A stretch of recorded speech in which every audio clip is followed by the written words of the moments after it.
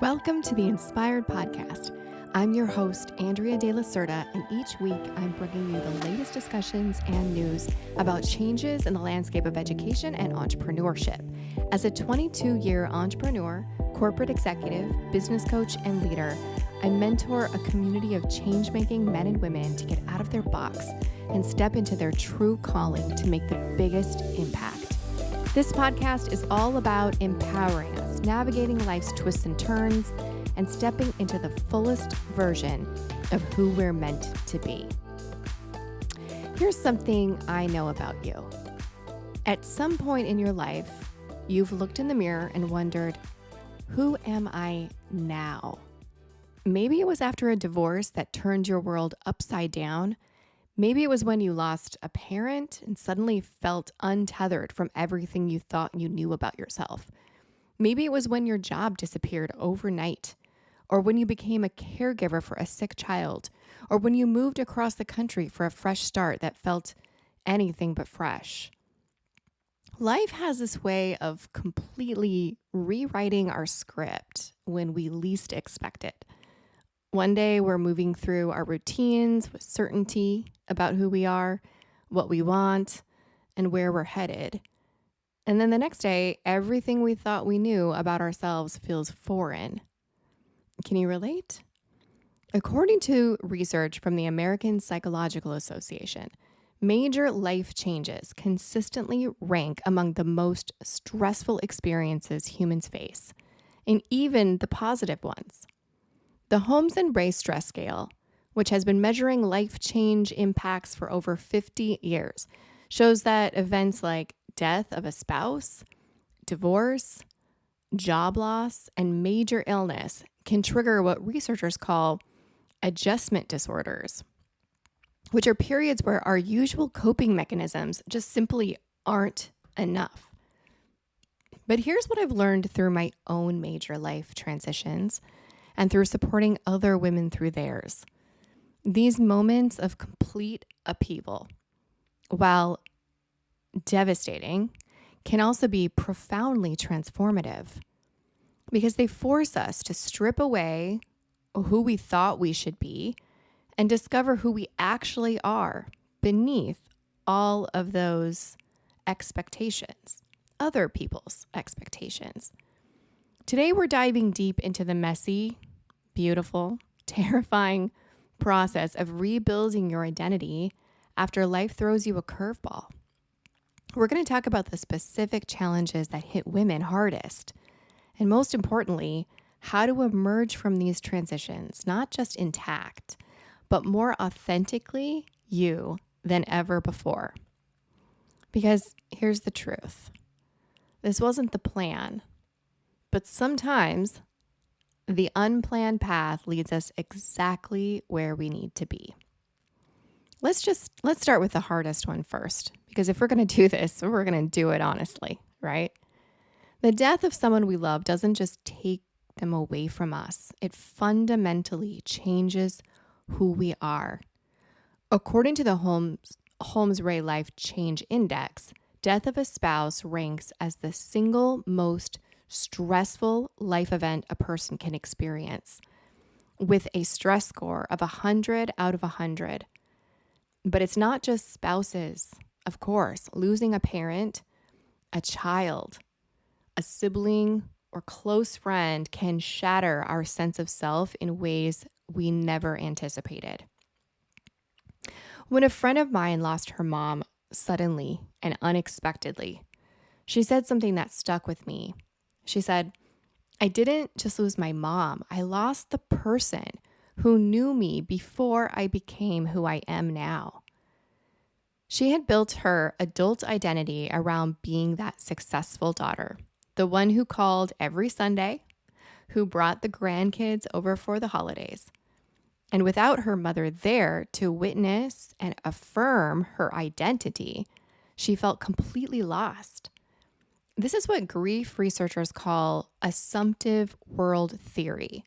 It's the idea that we build our sense of self around certain assumptions about how the world works, and traumatic loss shatters those assumptions. When someone central to our story dies, we're not just mourning their absence, we're mourning the version of ourselves that existed in relationship to them. Research consistently shows that women experience grief differently than men too, often taking on what psychologists call kin-keeping responsibilities, like maintaining family connections, planning memorials, caring for other grieving family members. And so this means that even in the midst of our own profound loss, we're expected, or we feel we're expected, to hold space for everyone else's grief too. And that's a lot. For professional women especially, there's often pressure to get back to normal quickly. A study from the Harvard Business Review found that most companies only offer 3 to 5 days of bereavement leave, which researchers note is completely inadequate for processing major loss. So this forces women to perform outwardly with competence and stability when internally they're completely rebuilding their understanding of who they are. Here's what I want you to know. There's no timeline for figuring out who you are after loss, but there are ways to support yourself through the process. First, honor the relationship that was. Create rituals that acknowledge not just the person you lost, but the version of yourself that existed in relationship to them. This might mean continuing traditions they started, or finding new ways to express the things they brought out in you. And give yourself permission to be different. You don't have to be the same person you were before, because loss changes us, and that is not a failure. It's unfortunately a fundamental part of the human experience. Research on post-traumatic growth shows that many people report feeling more authentic and aligned with their values after working through major loss. And seek support that gets it. Not all support is created equal. Consider working with a grief counselor or joining a support group specifically for people who've experienced similar losses. The National Alliance on Mental Illness reports that peer support significantly improves outcomes for people who are processing major life changes. And let's talk about maybe another major identity disruptor, relationship changes. Whether we're talking about divorce, separation, getting married, or major relationship conflict. These transitions force us to confront fundamental questions, again, about who we are when our relationship status changes. Divorce ranks as the second highest stressor on the Holmes-Rahe scale, and for good reason. When you've built your adult identity around being part of a couple, suddenly being single again can feel like losing half of yourself. Recent data from the American Psychological Association shows that women initiate divorce proceedings in about 70% of cases. Yet they also report higher levels of identity confusion post-divorce than men do. This makes sense, though, when you consider that women are often socialized to define themselves through their relationships. This was very much the case for me. I allowed my first marriage to define who I was. That picture-perfect image as a wife, a cook, and a mother ultimately wasn't even who I was at my core. But separating from that socially acceptable idea was a devastating reality, and one that brought a lot of judgment from others, and frankly, some judgment on myself too. Here's something that might surprise you. Even positive relationship changes can trigger identity crises. Getting married, moving in together, or reconciling after a separation, they all rank on stress scales because they require us, again, to renegotiate who we are. For professional women especially, relationship changes can feel like a threat to the independence they've worked so hard to build. A study from the Pew Research Center found that 46% of women aged 25 to 44 report anxiety about maintaining their individual identity within committed relationships. And whether you're ending a relationship, perhaps, or beginning one, here are a few strategies just to maintain your sense of self. First, reconnect with your pre-relationship interests. This isn't about erasing your coupled experiences, but about remembering who you were before you became we. Make a list of activities, hobbies, or dreams you had before this relationship. Start small and then experiment with what still resonates with you at your core, in your heart. And then define your non-negotiables. What values, goals, or aspects of your personality are core to who you are, regardless of your relationship status?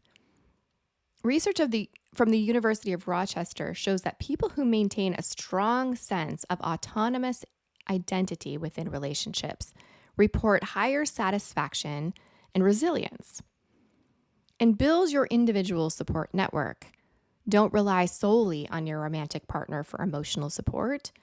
The Harvard Study of Adult Development, which has tracked the same people for over 80 years, found that people with diverse social connections actually navigate life transitions much more successfully. And now let's talk about health crises, both your own and those of the people that you love. There's something particularly destabilizing about health changes because they force us to confront our mortality and the limits of our control. According to the National Institute of Mental Health, receiving a serious health diagnosis ranks among the top 10 most stressful life events, with chronic illness creating ongoing adjustment challenges that can last for years. For women, health crises often compound existing pressures around appearance, sometimes fertility, and caregiving roles. Research from the Journal of Health Psychology shows that women with chronic health conditions report significantly higher rates of identity disruption than men, partly because of the societal expectations, again, around women's roles as caregivers and their appearance.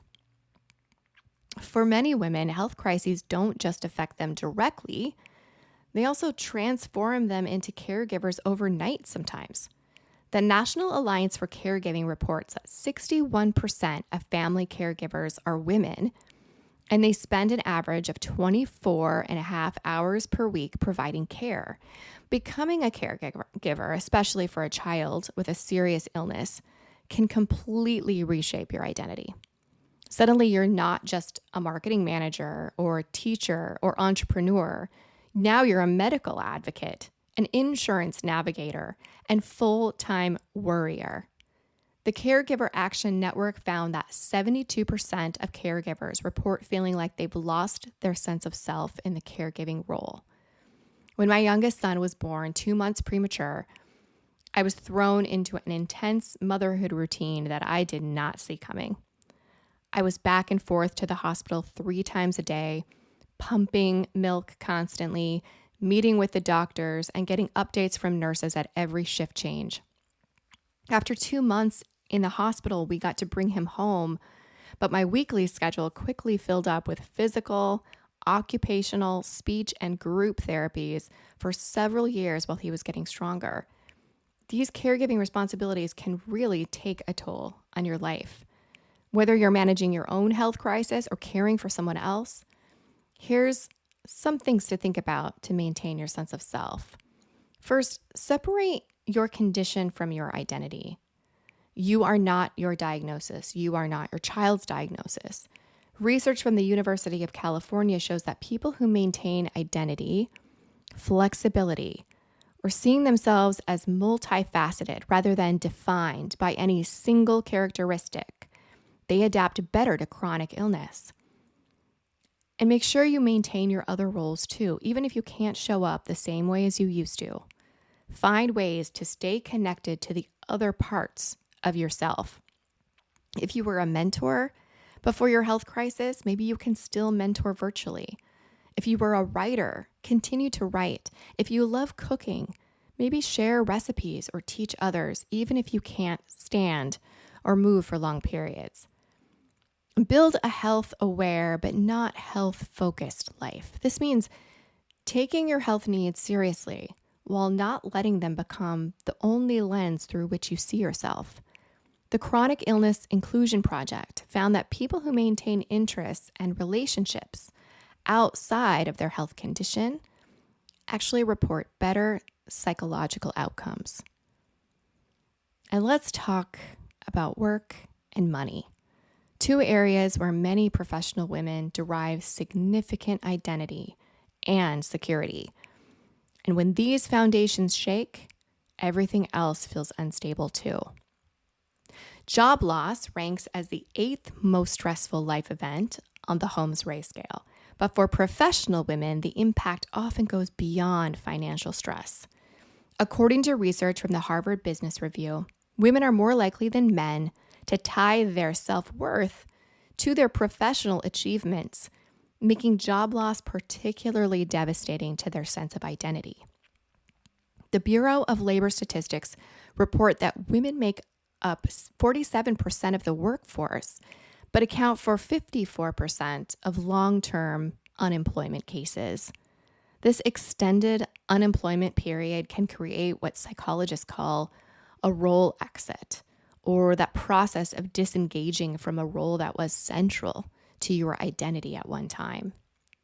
And money problems create unique identity challenges for women because they often intersect with deep-seated beliefs about security, independence, and self-worth. The American Psychological Association's Stress in America report found that 72% of adults report feeling stressed about money at least some of the time, with women reporting higher levels of financial stress than men.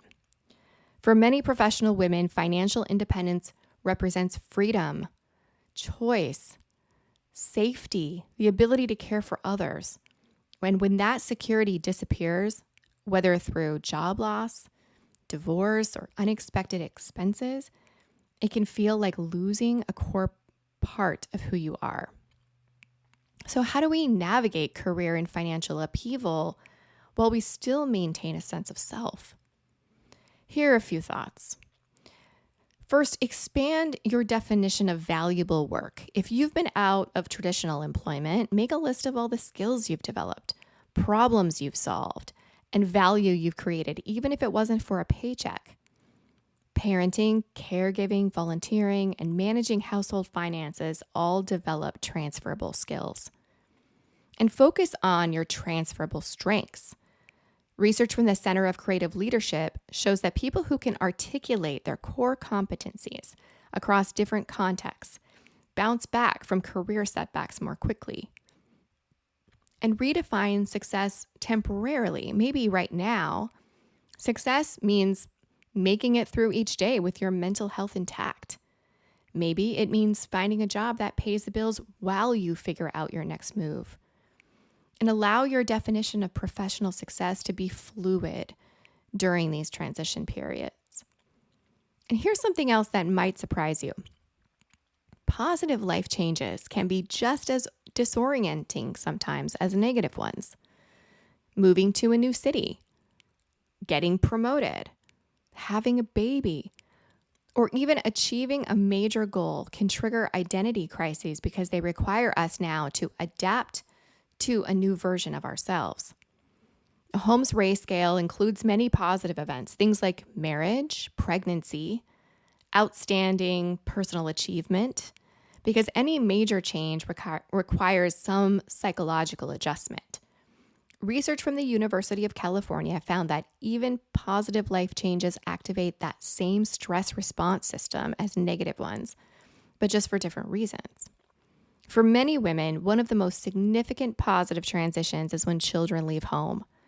The U.S. Census Bureau reports that the average age of children leaving home is now 19, giving parents about 25 to 30 years of active parenting before this transition.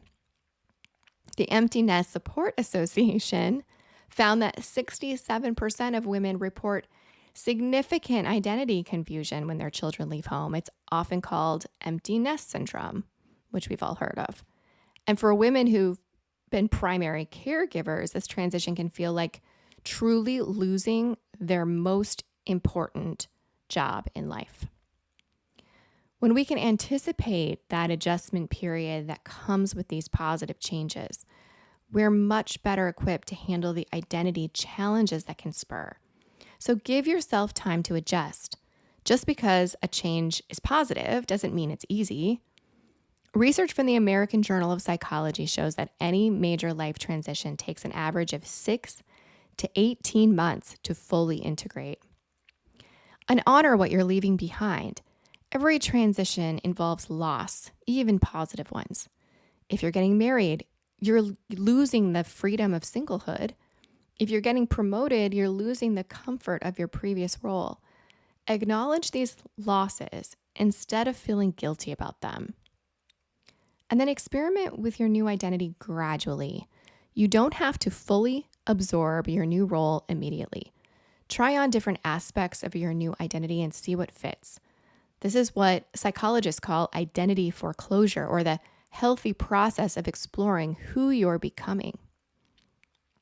And finally, let's talk about the life changes that become a threat to our security and safety at times. Things like natural disasters, legal troubles, victimization, and other significant out of our control events that can make the world feel so unpredictable and dangerous. Let's be real here. Physical safety is something most women think about more often than we'd like to admit. According to the FBI, about 1 in 4 women will experience domestic violence in their lifetime. 1 in 4. And 1 in 6 will be stalked. And it doesn't stop there. From workplace harassment to financial abuse, so many of us have lived through situations that shake our sense of safety and stability at the core. The National Crime Victimization Survey reports that women who experience violent crime are far more likely than men to report post-traumatic stress and a deep disruption to their sense of identity. Because it's not just about what happened, it's about what it rewired. Victimization can change the way you see the world, the way you trust, and the way you see yourself. Legal issues, whether criminal charges, civil lawsuits, or bankruptcy, create unique identity challenges because they often involve public shame and loss of privacy. The American Bar Association reports that legal stress ranks among the top predictors of depression and anxiety, especially for people who've never been involved in the legal system before.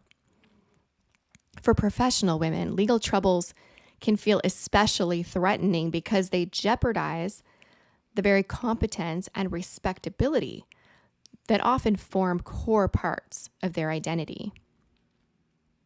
Here's how to begin rebuilding your identity after your sense of safety has been taken away. First, just focus on what you can control. Research from the University of Pennsylvania shows that people who focus on their sphere of control during crisis situations recover far more quickly than those who ruminate on what they can't change. And seek trauma-informed support. Not all therapists or support systems understand how trauma affects identity. So look for professionals who specialize in trauma recovery and understand how safety disruption can impact your sense of self. And rebuild gradually. You don't have to jump back into your full life immediately. The International Society for Traumatic Stress Studies recommends a gradual re-engagement approach that honors your need, both for safety and growth. So here's what I want you to hold on to from today's conversation. Major life changes are part of the deal. They're not proof that you've messed up or planned poorly. They're simply part of the human experience, of evolving, of living a life that's real and full and sometimes really, really hard. The research backs this up. The American Psychological Association says that people who develop what they call Adaptive flexibility, or basically the ability to shift your goals and sense of self when life changes unexpectedly, report greater resilience and life satisfaction over time. So, translation, it's not about avoiding change. It's about learning to move with it. But here's the most important thing I'll say today. You don't have to figure it all out right now. Rebuilding your identity, personally, professionally, spiritually, it's a process. It's not a destination. Some days you'll feel totally clear about who you're becoming, and other days you'll feel like a walking question mark. And that's okay. That's normal. And again, that's human. The goal isn't to get back to who you were before. It's to uncover who you're becoming now. Because here's the truth most people won't say out loud. Sometimes the version of us that shatters was never really the whole story to begin with. These life disruptions, as painful as they are, they peel back the layers of us. They force us to look at what's real, what actually matters, and let go of the rest. They're not the end, they're the invitation. So hear me on this. Your identity is not fragile. You're adaptive. You're resilient. You are allowed to become someone new again and again and again if you need to. This wasn't the plan, but maybe, just maybe, that's the whole point. Thank you for spending this time with me today. If this episode spoke to you at all, I'd love for you to share it with another woman who might need this reminder. And please don't forget to follow or subscribe so you never miss a drop. We've got so much more to explore together this year. And until next time, keep going one brave little step at a time. And I'll see you next week.